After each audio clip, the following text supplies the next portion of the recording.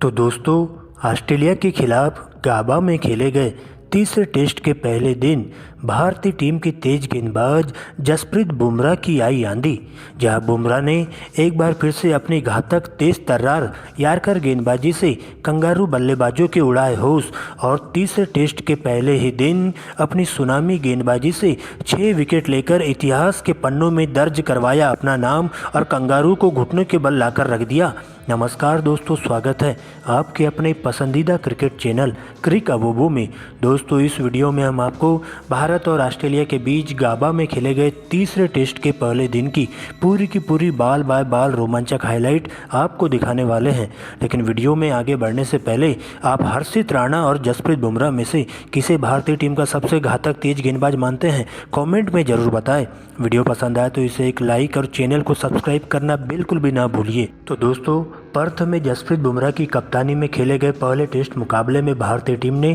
कंगारुओं को 295 रनों से मात दे दी थी। लेकिन दोस्तों, इसके बाद ओवल में खेले गए दूसरे टेस्ट मुकाबले में ऑस्ट्रेलिया ने शानदार कमबैक करते हुए भारतीय टीम को 10 विकेट से करारी शिकस्त दे दी थी और सीरीज 1-1 की बराबरी पर पहुंच गई थी। लेकिन इसी बीच आज सीरीज का तीसरा टेस्ट मुकाबला गाबा में खेला गया। दोस्तों, आपको बता दें कि इस मुकाबले में कंगारू टीम के कप्तान ने टॉस जीता और पहले बल्लेबाजी करने का फैसला किया, जिसके बाद दोस्तों भारतीय टीम के खाते में गेंदबाजी आती है। दोस्तों, आपको बता दें कि ऑस्ट्रेलिया के लिए पारी का आगाज करने के लिए टीम के 2 धाकड़ ओपनर बल्लेबाज उस्मान ख्वाजा और नॉथन मैक्सवेनी की एंट्री होती है। तो वही टीम इंडिया के लिए पहले ओवर की गेंदबाजी करने आते तेज गेंदबाज जसप्रीत बुमराह, जहाँ पर ओवर की पहली गेंद पर तेज गति से फेंकी गई अंदर की तरफ गाई हुई गेंद टप्पा पड़ने के बाद सीधा पैड पर जाकर लगती है। लेकिन अंपायर के द्वारा लिए गए गलत फैसले के कारण नॉथन मैक्सवेनी बाल बच जाते हैं, जिसके बाद अगले ही ओवर में उस्मान ख्वाजा मोहम्मद सिराज की पहली 2 गेंदों पर बैक टू बैक 2 लगातार चौके जड़ देते हैं।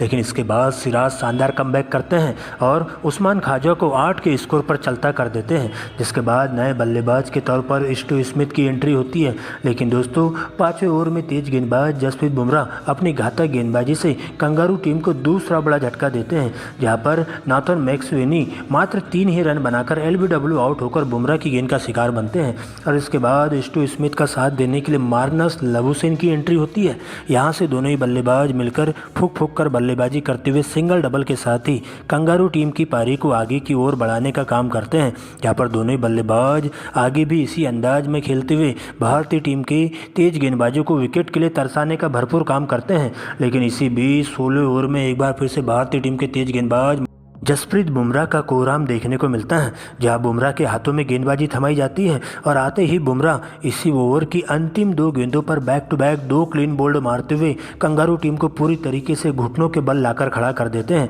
जहां पर ट्रेविस हेड मात्र 26 रन तो वही नए बल्लेबाज मिचेल मार्श बिना खाता खोले ही पवेलियन की ओर लौट जाते हैं। और इस प्रकार से ऑस्ट्रेलिया 50 के स्कोर पर ही अपने 4 बल्लेबाजों को खो देती है। लेकिन दोस्तों, एक छोर से मार्नस लबुशेन अभी भी अंगद की तरह डटकर मुकाबला करते हुए चले जाते हैं। अब दूसरे छोर से उनका बखूबी साथ निभाया जाता है एलेक्स कैरी के द्वारा और यहां से मिलकर दोनों ही बल्लेबाज काफ़ी बेहतरीन शॉट्स लगाते हुए लंच तक टीम के स्कोर को 100 रनों के पास पहुंचा देते हैं। लेकिन दोस्तों, लंच ब्रेक खत्म होते ही एक बार फिर से कप्तान रोहित शर्मा तेज गेंदबाज हर्षित राणा के कंधों पर गेंदबाजी सौंपते हैं, जहाँ पर हर्षित राणा आते ही एक ही ओवर में बैक टू बैक 2 विकेट लेकर कंगारू टीम के आधे से ज़्यादा बल्लेबाजों का सुपड़ा साफ करते हुए उन्हें घुटनों के बल लाने का काम करते हैं। यहाँ पर दोस्तों, नए बल्लेबाज के तौर पर आए एलेक्स कैरी 4 रन तो वही मार्नस लबुशेन 48 रनों की बेहतरीन पारी खेलते हुए पवेलियन की ओर लौट जाते हैं, जिसके बाद खुद कप्तान पैट कमिंस को मैदान पर आना होता है, जहां पर पैट कमिंस का दूसरे छोर से साथ निभाया जाता है मिशेल स्टार्क के द्वारा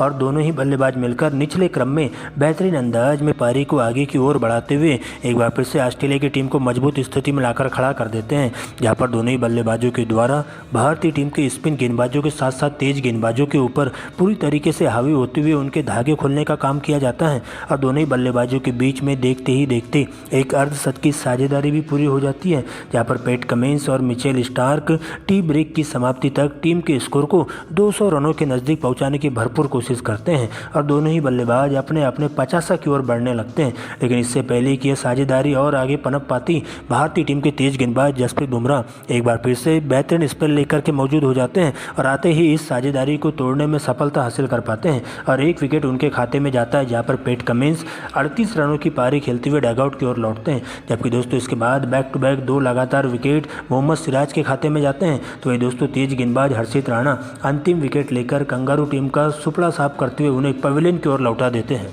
और इस तरह से पूरी की पूरी कंगारू टीम 195 रनों पर ही ढेर हो जाती है। दोस्तों इसके बाद भारतीय टीम अपनी पहली पारी का आगाज करने के लिए यशस्वी जायसवाल और विस्फोटक बल्लेबाज केएल राहुल क्रीज पर मौजूद हो जाते हैं, जहां इन दोनों ही बल्लेबाजों के कंधों पर टीम इंडिया को एक ठोस शुरुआत देने की जिम्मेदारी सौंपी जाती है। लेकिन दोस्तों इसके बाद ऑस्ट्रेलिया के लिए पहले ओवर की गेंदबाजी करने आते बाएं हाथ के तेज गेंदबाज मिचेल स्टार्क, जहां पहले ही ओवर में KL Rahul back to back 1 चौका और 2 डबल के साथ 8 रन बटोरते हैं। जबकि दूसरे ही ओवर में यशस्वी जायसवाल पैट कमिंस को 2 लगातार चौके जड़ते हुए बेहतरीन लय में बल्लेबाजी को आगे की ओर बढ़ाते हैं और इसके बाद तो दोनों ही बल्लेबाज पीछे मुड़कर देखने का नाम नहीं लेते हैं, जहां पर 6वें ओवर में हेजलवुड को यशस्वी जायसवाल के बल्ले से एक हुक शॉट लगाया जाता है और इसके बाद अच्छी गेंदों को छोड़ते हुए खराब गेंदों को बाउंड्री लाइन के बाहर पहुंचाते हुए दोनों ही बल्लेबाज कुछ अपने ही अंदाज में बल्लेबाजी करते हुए अपने अपने 50 की ओर बढ़ने लगते हैं, जहां पर मिचेल स्टार्क के एक ही ओवर में केएल राहुल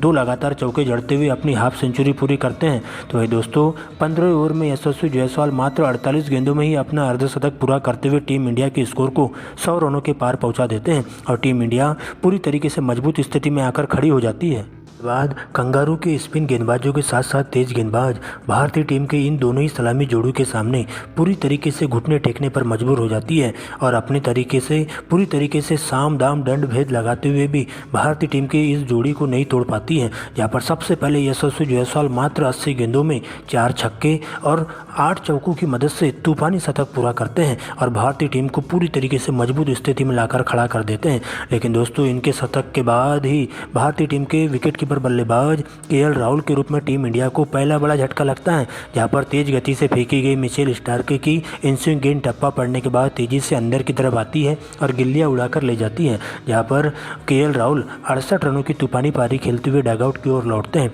जिसके बाद नए बल्लेबाज के तौर पर शुभमन गिल की एंट्री होती है। लेकिन दोस्तों अगले ही ओवर में यशस्वी जायसवाल के रूप में भारतीय टीम को दूसरा झटका लगता है, जो कि 103 रन बनाकर पवेलियन की ओर लौटते हैं। जिसके बाद शुभमन गिल का साथ देने के लिए विराट कोहली आते हैं, लेकिन शुभमन गिल भी जल्दबाजी कर बैठते हैं और भारतीय टीम को 3 ओवरों में लगातार तीसरा झटका शुभमन गिल के रूप में लगता है, जो कि 2 ही रन बना पाते हैं। दोस्तों इसके बाद शुभमन गिल के आउट होते ही विराट कोहली का साथ देने के लिए ऋषभ पंत की एंट्री होती है और इसके बाद तो दिन के खेल की समाप्ति होते तक ऋषभ पंत और विराट कोहली मिलकर आगे का मोर्चा संभाल लेते हैं, जहाँ पर दोनों ही बल्लेबाज कछुए की चाल के साथ अच्छी गेंदों को छोड़ते हुए खराब गेंदों को बाउंड्री लाइन के बाहर पहुंचाते हुए कंगारू टीम के गेंदबाजों की जम के धज्जियां उधेड़ने का काम करते हैं और पूरी तरीके से इस मुकाबले में भारतीय टीम को बढ़त बनाने के लिए भरपूर कोशिश करते हैं, जहां पर विराट कोहली और ऋषभ पंत बेहतरीन तालमेल के साथ एक अर्धशतक की साझेदारी को पूरा कर लेते हैं। जहां पर सबसे पहले भारतीय टीम की रन मशीन विराट कोहली 48 गेंदों में ही अपनी हाफ सेंचुरी पूरी करते हैं,